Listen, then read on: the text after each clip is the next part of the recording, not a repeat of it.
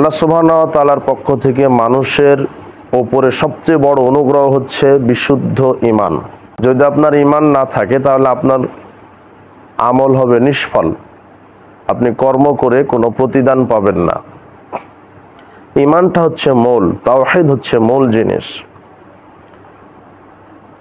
মাথাবিহীন দেহের কোনো মূল্য আছে কি? নাই।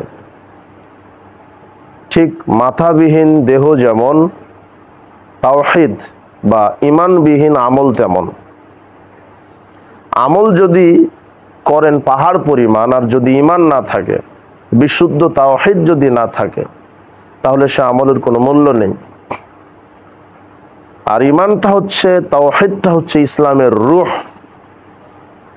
আমাদের যেমন রূহ আছে তাই আমরা বেঁচে আছি, রূহ যখন থাকবে না তখন আমরা মারা যাব। তো একটা গাছের ডালপালা আছে, শাখা প্রশাখা আছে, পাতা আছে, ফল আছে, সব আছে একটা গাছের। কিন্তু আপনি শিকড়টা যখন কেটে দিবেন তখন ডালপালা কি হয়ে যাবে? মরে যাবে। ফলগুলি ঝরে পড়বে, শাখা প্রশাখাগুলি খসে পড়বে। কেন? আপনি শিকড়টা কি করে দিয়েছেন? কেটে দিয়েছেন। তো তাওহীদ হচ্ছে, ঈমানটা হচ্ছে মানুষের মূল জিনিস। আপনার এই তাওহীদ, এই ঈমানটা যখন নষ্ট হবে, কেটে যাবে, তখন আপনার আমলটা ধ্বংস হয়ে যাবে, ঈমানটা নষ্ট হয়ে যাবে। এজন্য বিশুদ্ধ ঈমান, বিশুদ্ধ তাওহীদ হচ্ছে, এটা হচ্ছে মূল জিনিস। মানুষের সফলতা এবং ব্যর্থতা যার উপরে নির্ভর করে সেটা হলো বিশুদ্ধ ঈমান, আকীদার উপরে। যদি আপনার আকীদা, যদি আপনার তাওহীদ, যদি আপনার ঈমানটা বিশুদ্ধ হয়, তাহলে আল্লাহ আপনার আমলকে, ঈমানকে কবুল করবেন। আর যদি আমলটা আপনার কবুল, ঈমানটা যদি বিশুদ্ধ না হয়, তাহলে কবুল হবে না। তাওহীদ হচ্ছে তিন প্রকার। কয় প্রকার? তিন প্রকার তাওহীদ। এক হচ্ছে তাওহীদে রুবুবিয়্যা, দুই নম্বর তাওহীদে আসমা ওয়াস সিফাত, তিন নম্বর তাওহীদে উলুহিয়্যা। আমরা যখন বলি ঈমান শব্দের অর্থ কি, অনেকে বলে বিশ্বাস, যদিও এই কথা ঠিক নয়। ঈমান শুধু বিশ্বাসের নাম নয়। ঈমান শব্দের অর্থ হচ্ছে স্বীকৃতি প্রদান করা। তিনটা জিনিসের সমন্বয়ে স্বীকৃতি দেওয়ার নাম হচ্ছে ঈমান। ঈমান শব্দের অর্থ শুধু যদি বিশ্বাস হয়, তাহলে আবু জেহেল, উতবা, সাইবা, মক্কার যারা মুশরিক, এরাও ঈমানদার হবে। কেন?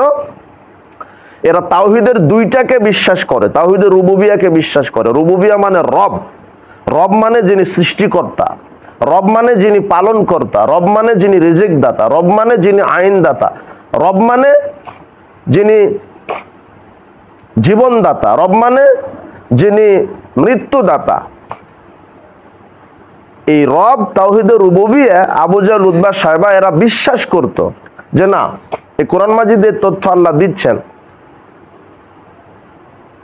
সূরা আনকাবুতের 61 এবং 63 আয়াতে আল্লাহ বলছেন, ওয়ালা ইন সাআলতাহুম মান খালাকাস সামাওয়াতি ওয়াল আরদ ওয়ালা ইন সাআলতাহুম মান নাযালা মিনাস সামাই মাআন। আল্লাহ সুবহানাহু ওয়া তাআলা বলছেন, যদি এই মক্কার মুশরিকদেরকে জিজ্ঞাসা করো যে আকাশ এবং জমিনের স্রষ্টাকে, ওয়াসাখখারা শামসা ওয়াল কামার, আর সূর্য চন্দ্র নিয়ন্ত্রণ করেন কে, এবং আকাশ জমিন থেকে বৃষ্টি দিয়ে জমিনকে উর্বর করে এখান থেকে ফসল দেয় কে, তখন এই মক্কার আবু জেহেল, উতবা, সাইবা এরা এক বাক্যে বলবে লা ইয়াকুলুন্নাল্লাহ, অবশ্যই আল্লাহ।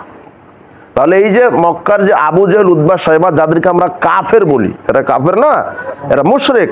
আল্লাহ সুবহানাহু ওয়া তাআলা এদের ব্যাপারেই বলছেন যে আপনি যদি আবু জেহেলকে জিজ্ঞাসা করেন যে আকাশ জমিনের স্রষ্টাকে, আকাশ থেকে বৃষ্টি দেয় কে, এই ফসল দেয় কে, এমনকি সূরা যুখরুফের 87 আয়াতে বলছেন, 43 নম্বর সূরার, ওয়ালা ইন সাআলতাহুম মান খালাকাহুম, যদি তাদেরকে জিজ্ঞাসা করা হয় যে তোমাদের স্রষ্টাকে, তারাও বলবে লা ইয়াকুলুন্নাল্লাহ, আমাদের স্রষ্টাকে আল্লাহ। তার মানে আবু জেহেল, উতবা, সাইবা এরা স্রষ্টা হিসেবে, রব হিসেবে আল্লাহকে বিশ্বাস করত, এবং আল্লাহর অনেক নামে তারা বিশ্বাসী ছিল। রাজ্জাক, আল্লাহর নাম কি? রাজ্জাক মানে রিজিক দাতা। আল্লাহ জমিন থেকে রিজিক দেয়, আকাশ থেকে রিজিক দেয়, তারা বিশ্বাস করত। তাহলে আল্লাহর নাম এবং গুণাবলীতে বিশ্বাসী ছিল, আল্লাহ যে খালেক সৃষ্টিকর্তা, তিনি যে রব এই হিসেবে বিশ্বাসী ছিল, তাহলে তারা দুইটা তাওহীদকে মেনে নিত, তাওহীদ রুবুবিয়্যাহ আর তাওহীদ আসমা ওয়াস সিফাত, নাম এবং গুণাবলী।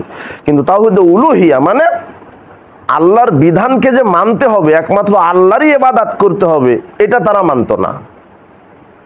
তারা বিশ্বাস করতো আমাদের স্রষ্টা আল্লাহ, কিন্তু আল্লাহর ইবাদত তারা করত না। আবু জেহেল এরাও কাবা ঘরে হজ করত তাদের বাপদাদার নিয়মে। এমনকি আল্লাহ বলছেন এদেরকে যে তোমরা কি বাইরে থেকে যারা হাজী সাহেব যেত, এদেরকে এরা পানি পান করাতো আর নেকির কাজ মনে করতো, কিন্তু আল্লাহ বলছেন যে তোমরা হাজীদেরকে পানি পান করিয়ে নেকির কথা মনে করছো, তোমাদের তো ঈমানই নাই। তাহলে ওরা হজ করতো, ওরা আল্লাহকে বিশ্বাস করতো, আল্লাহকে রব মানতো, আল্লাহর নামে বিশ্বাসী ছিল, কিন্তু আল্লাহ যেভাবে ইবাদত করতে বলেছে যে একমাত্র আল্লাহকে সেজদা দিতে হবে, মূর্তি, খানকা, মাজার, কবর এগুলি সেজদা দেওয়া যাবে না, এটা তারা মানতো না। এই ক্ষেত্রে এই জন্য তারা মুশরিক। আর যারা শিরক করে তারা আল্লাহর বিধানকে অস্বীকার করে। কেন? আল্লাহ বলছেন যে ইয়া বুনাইয়া লা তুশরিক বিল্লাহ, আল্লাহ সরাসরি বলছেন লা তুশরিক বিল্লাহ ইন্নাশ শিরকা লাযুলমুন আযীম, আমার সাথে শিরক করো না, এটা বড় পাপ। তাহলে কর্মের শিরক, কিন্তু আল্লাহর বিধানকে না মানার কারণে, অস্বীকার করার কারণে কাফের। বিচারের মাঠে ইয়াজমাউন নাসু ইয়াউমাল কিয়ামা, আল্লাহ বিচার মাঠে সমস্ত মানুষদেরকে একত্রিত করবেন। হাদিসটা সহিহ মুসলিমের 100 পৃষ্ঠার হাদিস।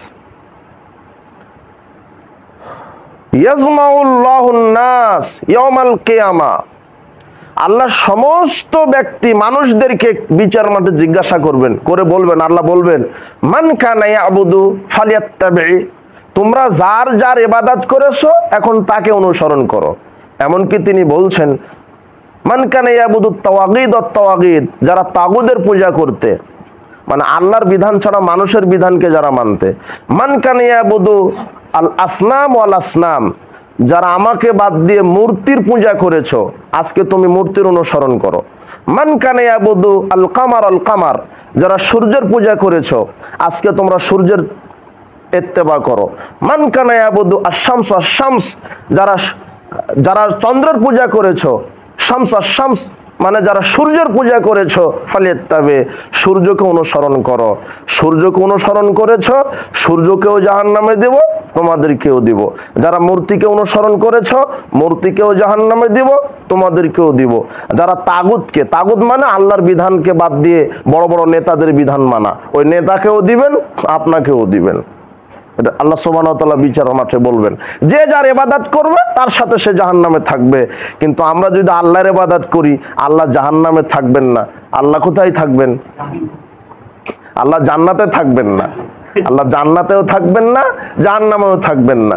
উনি থাকবেন কোথায় ব্যাপারে কিছু বলা হয়নি, তবে এখন আছে আরশের উপরে। কিভাবে আছেন তার ব্যাপার। কিন্তু এই হাদিসের ব্যাখ্যা হচ্ছে যে তোমরা যার ইবাদত করবে তার সাথে জাহান্নামে থাকবে, কিন্তু আমরা আল্লাহর ইবাদত করব।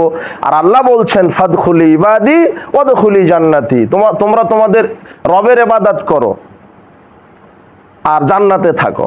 তাওহীদটা হচ্ছে মূল জিনিস।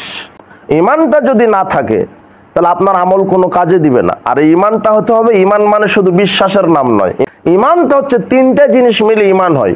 এক, আত-তাসদীক বিল জানান, অন্তরে বিশ্বাস, অন্তরে স্বীকৃতি। ওয়াল ইকরারু বিল লিসান, মৌখিক স্বীকৃতি। ওয়াল আমালু বিল আরকান, এবং কর্মের মাধ্যমে স্বীকৃতি। তিনটা জিনিসের মাধ্যমে স্বীকৃতি দিতে হবে। শুধু অন্তরে বিশ্বাস করবেন আর মুখে বলবেন, কিন্তু আপনি কর্ম করবেন না, তাহলে আপনি ঈমানদার না। আমি যে ঈমান এনেছি এর বহিঃপ্রকাশ হবে ইবাদতের মাধ্যমে। আমি যে মুসলিম তার বহিঃপ্রকাশ ঘটাবো সালাত, সিয়াম, হজ, যাকাতের মাধ্যমে। আমি আল্লাহকে শুধু বিশ্বাস করি কিন্তু আমি সালাত আদায় করি না, তাহলে এই ঈমানের কোনো দাম নাই। আর হাদিসে রাসূল সালাতকে ঈমান বলেছেন, যে সালাত আদায় করে সে মুমিন, আর যে করে না সে কাফের। আল্লাহ বলছেন বাইনাল কুফর ওয়াল ঈমানে তারকুস সালাত, কাফের এবং মুমিনের, কুফর এবং ঈমানের মাঝে পার্থক্য কি? সালাত। যে সালাত আদায় করে না সে কাফের, আর যে সালাত আদায় করে সে মুমিন। এটা রাসূল সাল্লাল্লাহু আলাইহি ওয়াসাল্লাম এই কথা বলছেন।